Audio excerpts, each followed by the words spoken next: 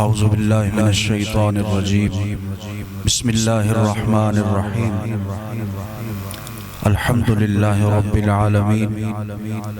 والصلاة والسلام علی خاتم النبیین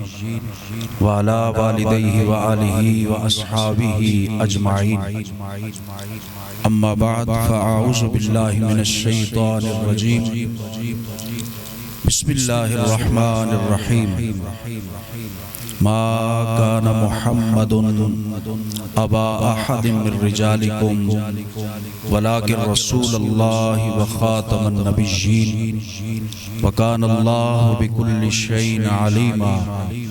صدق الله مولانا العظيم وصدق رسوله النبي الكريم الأمين تمامی حباب محبت سے پڑھیے الصلاة والسلام علیک یا سیدی یا رسول اللہ وعلا والدیک وآلک واصحابک یا سیدی یا حبیب اللہ الصلاة والسلام علیک یا سیدی یا رحمت للعالمین وعلا والدیک وآلک واصحابک یا سیدی یا خاتم النبیین حمد و صلاۃ کے بعد واجب الاحترام معزز و مکرم اس قافلہ کے روح رواں مجاہد ختم نبوت عظیم مذہبی سکالر پروفیسر صاحبزادہ محمد بدیع الزمان بھٹی صاحب دامت برکاتہم العالیہ اور اسٹیج پر جلوہ فرما معزز و مکرم علماء کرام مشائخ اعظام حاضرین و سامعین حضرات، یہ اللہ رب العالمین کے فضل و کرم سے حضور خاتم النبیین صلی اللہ علیہ وسلم کی نگاہ رحمت سے یہ آج 18ویں سالانہ عظیم الشان تاجدار ختم نبوت کانفرنس کا انعقاد ہو رہا ہے، جس میں ہم سب حاضر و شامل ہیں۔ آج کی اس کانفرنس میں میں اپنے برادر مکرم قبلہ بدیع الزمان بھٹی صاحب اور ان کی پوری ٹیم کو دو بار مبارکباد پیش کرتا ہوں۔ ایک تو وہ اپنا پورا سال جو عظیم الشان کانفرنس منڈی مڑ بلوچاں کے مرکز میں منعقد کراتے ہیں، پوری محنت اور پوری تیاری کے ساتھ انہوں نے اس کانفرنس کا انعقاد کیا اور اپنی بھرپور توانائیاں صرف کی ہر سال کی طرح، لیکن اس سال انہوں نے اپنی پوری محنت کی اور اس کے بعد بارش آ گئی، اور بارش آنے کے بعد اب یہ کانفرنس کی جو نشست یہاں پر آپ اتنے اطمینان اور سکون کے ساتھ یہاں تشریف فرما ہے، یہ بھی ان کی دوربینی کا نتیجہ ہے اور ان کے ان کارکنوں کی محنت ہے۔ ہم ان تمام کارکنوں کو اور قبلہ بدیع الزمان بھٹی صاحب کو اس کانفرنس کے انعقاد پر مبارکباد پیش کرتے ہیں۔ باقی انہوں نے محنت کی اور بندے کا کام یہی ہوتا ہے کہ وہ اپنی طاقت کے مطابق، اپنی بساط کے مطابق وہ کاوش کرے، اور انہوں نے بھرپور کاوشیں کی۔ اللہ رب العالمین اس کانفرنس کو اپنی پاک بارگاہ میں قبول اور منظور فرمائے۔ حضرات محترم، میں ایک میزبان ہونے کی حیثیت سے قبلہ بھٹی صاحب مجھے یاد فرماتے ہیں اور ہر دفعہ میں حاضر ہوتا ہوں۔ بس ایک دو باتیں آپ کی خدمت میں عرض کر کے میں اجازت چاہوں گا۔ اللہ رب العالمین جل جلالہ کے محبوب اور حضور خاتم النبیین رحمت کونین صلی اللہ تعالی علیہ وسلم اللہ کے سب سے آخری نبی اور رسول ہیں، اور حضور سید المرسلین صلی اللہ تعالی علیہ وسلم کی ظاہری حیات طیبہ میں کسی شخص نے بھی حضور علیہ السلام کی ذات گرامی پر اگر کوئی اعتراض کیا، کوئی انگلی اٹھائی، کوئی اعتراض کیا یا کوئی بات کی، تو ہم قرآن و حدیث کا مطالعہ کرتے ہیں تو ہمیں یہ معلوم ہوتی ہے بات، اور اشرف المصطفیٰ میں یہ بات باقاعدہ طور پر پر لکھی ہے امام نے، وہ فرماتے ہیں کہ پہلے انبیاء کرام علیہ السلام ان کی قوموں نے اگر ان کی ذات پر کوئی اعتراض کیا تو اللہ تعالیٰ نے اپنے نبی سے فرمایا کہ تمہاری ذات پر اعتراض کیا ہے، اس کا جواب میں سکھا دیتا ہوں، لیکن جواب امت کو تم نے خود دینا ہے۔ یہ اللہ کی حکمت ہے۔ لیکن جب باری آئی میرے اور آپ کے پیارے آقا و مولا صلی اللہ علیہ وسلم کی، تو حضور علیہ السلام کی ظاہری حیات طیبہ پر اگر آپ نظر اٹھا کر دیکھ لیں کہ جس کسی کافر نے، منافق نے، مشرک نے، کسی بے ایمان نے اگر میرے اور آپ کے پیارے آقا و مولا صلی اللہ علیہ وسلم کی ذات گرامی پر کسی قسم کا بھی کوئی اعتراض کیا یا انگلی اٹھائی تو اللہ رب العالمین نے ارشاد فرمایا اے حبیب آپ نے ان کا جواب نہیں دینا بلکہ ان کا جواب رب العالمین خود آسمانوں سے نازل فرمائے۔ یہ آپ قرآن مجید کا مطالعہ کر کے دیکھ لیں۔ میں ایک مثال آپ کی خدمت میں رکھنا چاہتا ہوں۔ اللہ کے جلیل القدر نبی ہیں حضرت جناب عیسیٰ علیہ السلام، بغیر باپ کے پیدا ہوئے، اللہ کی قدرت سے پیدا ہوئے۔ حضرت عیسیٰ علیہ السلام نے جب سیدہ طیبہ پاکیزہ مریم کی گود سے جنم لیا تو حضرت سیدہ مریم اپنے نومولود بیٹے کو اٹھا کر شہر اور بستی کی طرف آ رہی ہیں تو دل میں خیال آیا یا اللہ میری شادی نہیں ہوئی، لوگ مجھ سے پوچھیں گے کہ یہ بچہ کہاں سے لائی ہے، اے اللہ میں اس معاشرے کو کیا جواب دوں گی؟ تو رب العالمین نے ارشاد فرمایا اے مریم گھبرا نہیں، جس کو ہم نے تیری گود میں بھیجا ہے یہ تیری عزت کا رکھوالا بن کے آیا ہے اور یہ خود تیری عزت کا محافظ بنے گا اور تیری عزت کا رکھوالا بن کر معاشرے کو جواب دے گا۔ چنانچہ ایسا ہی ہوا، حضرت عیسیٰ علیہ السلام کو اٹھا کر جب سیدہ مریم اپنے بستی میں آئیں، شہر میں آئیں تو یہودی جو گلی اور کوچوں میں بیٹھے ہوئے تھے، بازاروں میں بیٹھے ہوئے تھے، وہ کہنے لگے اے مریم تیرے ماں باپ بڑے نیک ہیں اور تو نے حضرت زکریا علیہ السلام کے حجرے میں پرورش پائی ہے، تو ایک نبی کی زیر تربیت رہی ہے اور تیرے ماں باپ بڑے نیک ہیں، لیکن مریم تیری ابھی شادی نہیں ہوئی، یہ بچہ کہاں سے لے آئی ہے؟ حضرت سیدہ مریم نے ارشاد فرمایا کہ آج میں نے کوئی بات نہیں کرنی، مجھ سے نہ پوچھو میں کہاں سے لائی ہوں، اسی آنے والے سے پوچھ لو یہ کہاں سے آیا ہے۔ چنانچہ قرآن مجید برہان رشید ارشاد فرماتا ہے حضرت مریم سلام اللہ علیہا نے فَأَشَارَتْ إِلَيْهِ، ابھی چند گھنٹے کے بچے ہیں حضرت عیسیٰ علیہ السلام گود میں ہیں، تو آپ نے جواب دیا مجھ سے نہ پوچھو میں کہاں سے لائی ہوں، اسی سے پوچھ لو یہ کہاں سے آیا ہے۔ یہودی کہنے لگے کیف نکلم من کان فی المہد صبیا، اے مریم جو ابھی تیری گود میں آیا ہے ہم اس سے کیا کلام کریں؟ تو ابھی یہ بات کر رہے تھے تو اللہ رب العالمین جل مجدہ الکریم نے ارشاد فرمایا اے میرے عیسیٰ میرا قانون تو یہ ہے کہ بچے تھوڑے سے بڑے ہوتے ہیں تو پھر وہ بولنا سیکھتے ہیں، کلام کرتے ہیں، لیکن اے عیسیٰ تمہاری والدہ ماجدہ سیدہ مریم پر یہودی اعتراض کر رہے ہیں، جواب میں سکھا دیتا ہوں، ابھی ماں کی گود میں بول اور بول کر ماں کی پاکیزگی کا اعلان کر۔ چنانچہ قرآن مجید برہان رشید فرماتا ہے کہ جب انہوں نے اعتراض کیا تو حضرت سیدنا عیسیٰ علیہ السلام اپنی والدہ ماجدہ کی گود میں بولے اور بول کر فرمایا قال انی عبداللہ آتانی الکتاب وجعلنی نبیا،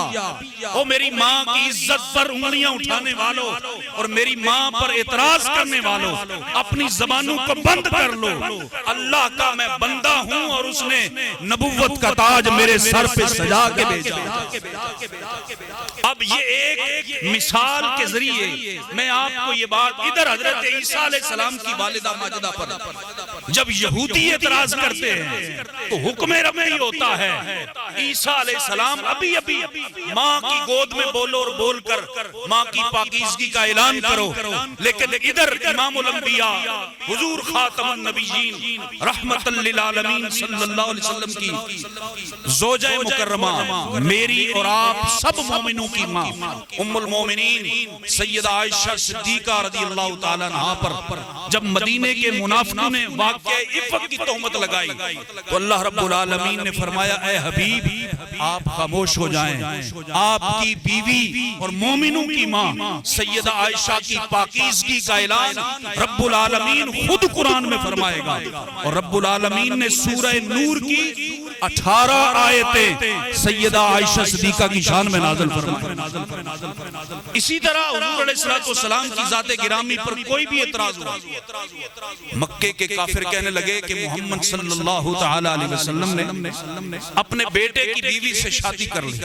جب یہ اعتراض ہوا تو اللہ تعالی جل جلالہ نے اس کا جواب بھی قرآن مجید میں نازل فرمایا ما کان محمد ابا احد من رجالکم، اے لوگو محمد صلی اللہ علیہ وسلم تو تم میں سے کسی مرد کے باپ نہیں ہے، بلکہ رسول اللہ، لیکن یہ اللہ کے رسول ہیں۔ اب اس آیت کریمہ میں اللہ رب العالمین نے فرمایا کہ میرے پیارے محبوب صلی اللہ علیہ وسلم تم میں سے کسی مرد کے باپ نہیں ہیں۔ حقیقی طور پر، جسمانی طور پر حضور علیہ السلام کسی بھی مرد کے باپ نہیں ہیں، لیکن روحانی طور پر حضور علیہ السلام ہمارے سب کچھ لگتے ہیں، ہمارے باپ، ہمارے ملجا و ماوا، ہمارے نبی، ہمارے سب کچھ لگتے ہیں۔ لیکن یہاں پر اللہ رب العالمین نے فرمایا کہ محمد صلی اللہ علیہ وسلم تم میں سے کسی مرد کے باپ نہیں ہیں، بلکہ رسول اللہ، یہ تو اللہ کے رسول ہے، وخاتم النبیین، اور سب نبیوں میں سے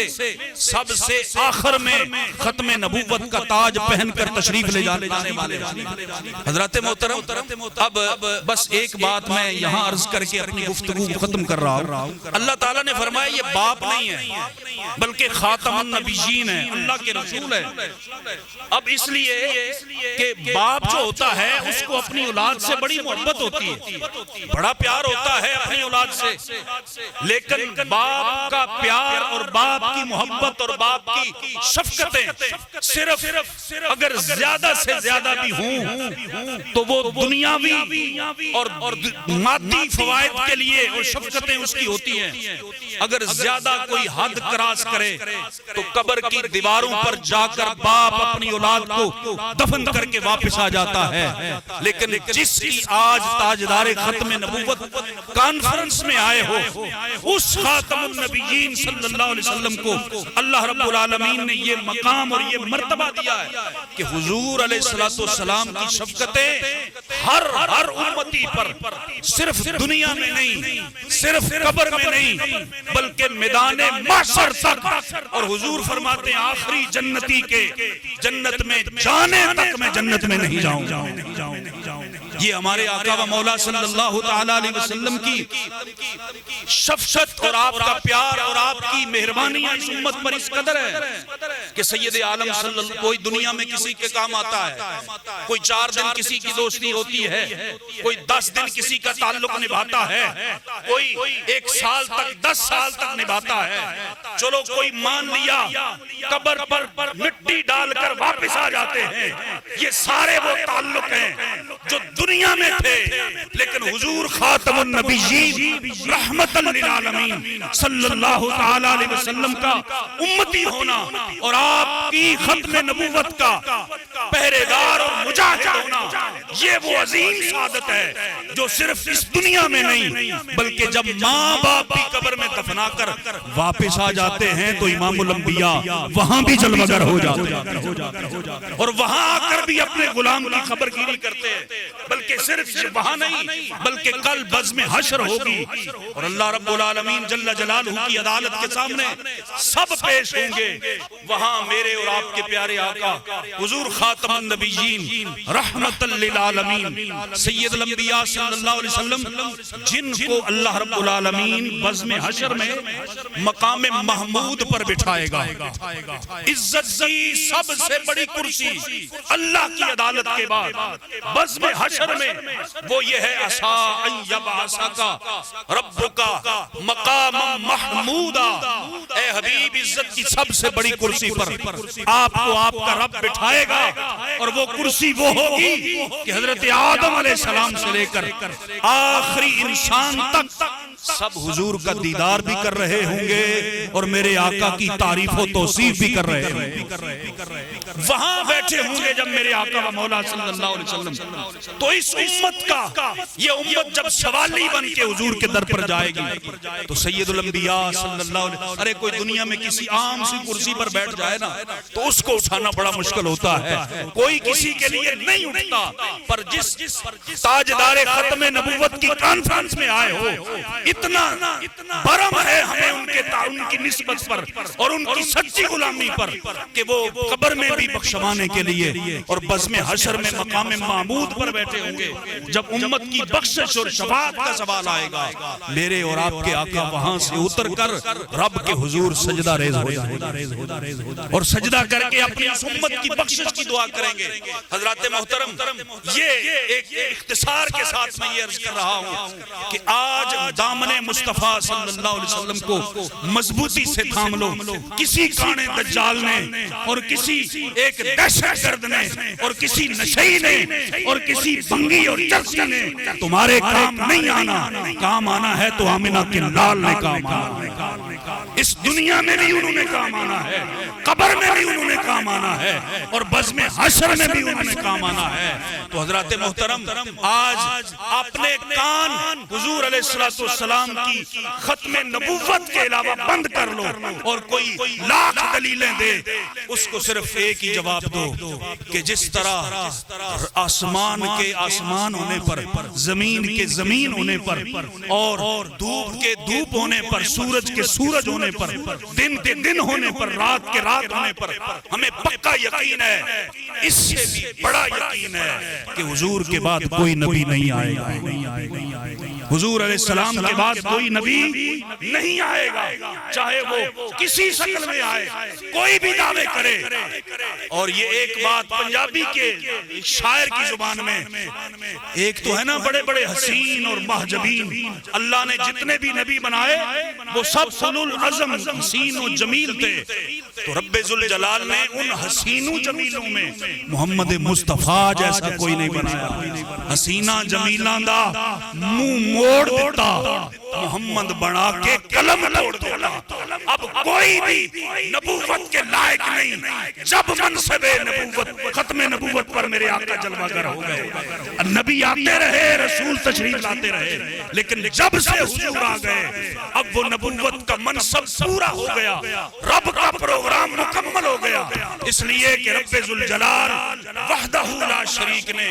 اب اور وہ قلم ہی توڑ دیا جس قلم سے مصطفیٰ کو بنایا اور جس قلم سے انبیاء کو بناتا. حسینہ جمیلاں دا منہ موڑ دیتا، محمد بنا کے قلم توڑ دیتا. آؤ اس خاتم النبیین کے در کی غلامی مزید پکی کر لو اور اپنے دل میں مصطفیٰ سے تعلق مزید مضبوط کر لو. اللہ تعالیٰ دنیا میں بھی، قبر میں بھی، حشر میں بھی ان کی شفاعت ہمیں نصیب فرمائے. وآخر دعوانا ان الحمدللہ رب العالمین.